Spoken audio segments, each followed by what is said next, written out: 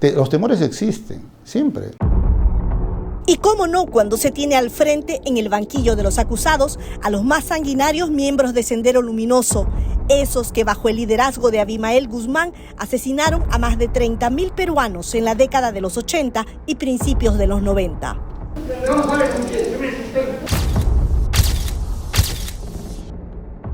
Desafiante y rebelde siempre fue la actitud de Abimael Guzmán y su cúpula durante los juicios por terrorismo que se abrieron por orden del Tribunal Constitucional a partir del 2003. Esto tras anularse a pedido de la Corte Interamericana de Derechos Humanos miles de sentencias emitidas por jueces sin rostro dentro de la legislación antiterrorista del gobierno de Alberto Fujimori. Se decía que les recortaron muchos derechos. Básicamente el derecho a la defensa. El derecho a defensa, el derecho a igualdad de trato, el derecho a contradicción de prueba. ¿Cómo podía contradecirse la prueba si no se... el propio hecho de conocer quién te está juzgando y si ese juez tiene o no o alguna situación que requiera que uno lo pueda recusar.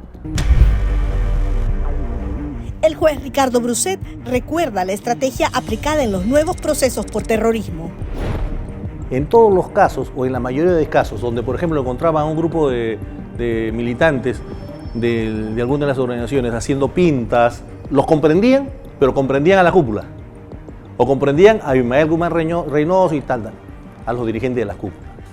Entonces, casi en todos los procesos estaban nombrados los miembros de la cúpula.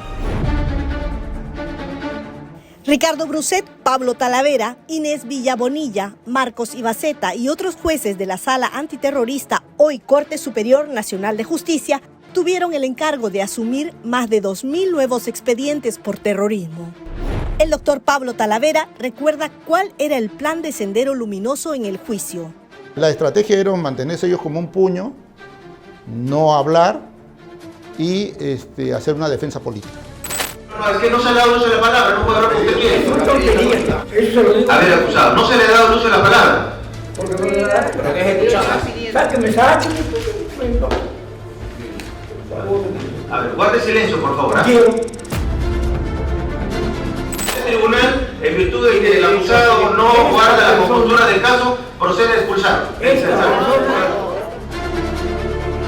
Rechazaban los nuevos juicios, el rol de los magistrados y la estrategia de autoría mediata que elaboró el Poder Judicial para juzgarlos, es decir, comprenderlos como autores intelectuales de los crímenes a pesar de sus argumentos. La estrategia era decir que cada miembro de Sendero Luminoso era un militante, era un político y que por tanto como comunista él participaba en sus acciones de manera autónoma, independientemente de la organización, ¿no? Por tanto los dirigentes no eran responsables, eran solamente políticos, nunca habían disparado un solo proyectil y por tanto no había ninguna responsabilidad, ¿no?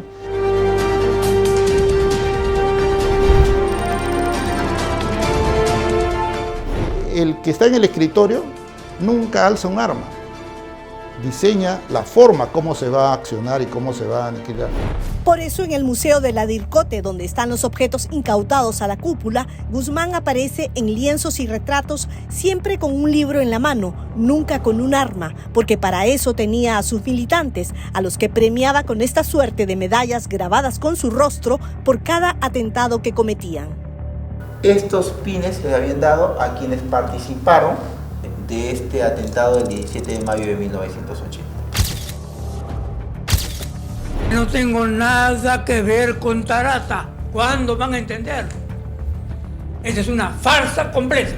Guzmán pensó que quedaría libre de los cargos por no haber hecho un disparo, pero le llegó su segunda sentencia a cadena perpetua por el atentado de Tarata, que dejó 25 muertos y decenas de heridos el 16 de julio de 1992. Le impusieron la pena de cadena perpetua, la misma que con descuentos a la carcelería que vienen sufriendo desde el 20 de enero de 2014, fecha en que fueron detenidos, será objeto de revisión por el órgano jurisdiccional el 19 de enero del 2049.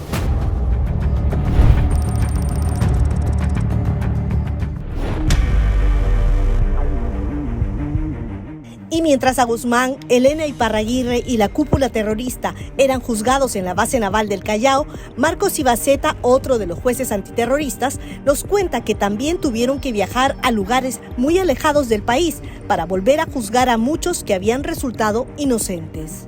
Que nunca atentaron contra nosotros. pero no atentaron por la forma en que tratábamos con la gente.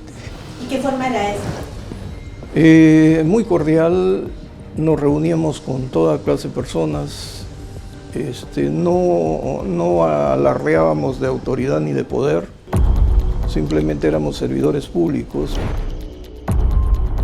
Ibaceta presidió la sala que condenó a 20 años a la estadounidense Lori Berenson del MRTA, capturada en noviembre de 1995 con los planos del Congreso para planificar posiblemente un atentado. Entonces ella no aceptaba los cargos, arguía algunos derechos que tenía. Sigo manteniendo que no han podido probar culpabilidad. Es decir, yo tengo derecho a expresarme y que yo hable por alguien no significa que yo participe. Aquí se me condenan por preocuparme por la situación de hambre y miseria que existe en este país. Pero ya se tenía la estrategia para un fallo impecable. Ahora le digo, no hemos podido acreditar pertenencia, porque ella ha negado, pero sí colaboración. Y la colaboración se da con la consecución de los documentos, con el apoyo.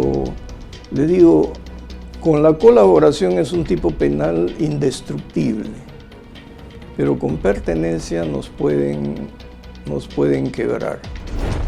Tras cumplir su condena, Berenson fue expulsada del país.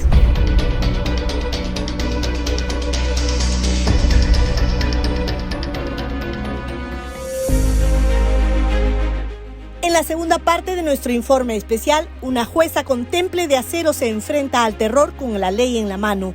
Y también los nuevos rostros de Sendero Luminoso y la estrategia de dominio ideológico 30 años después de la caída de sus fundadores.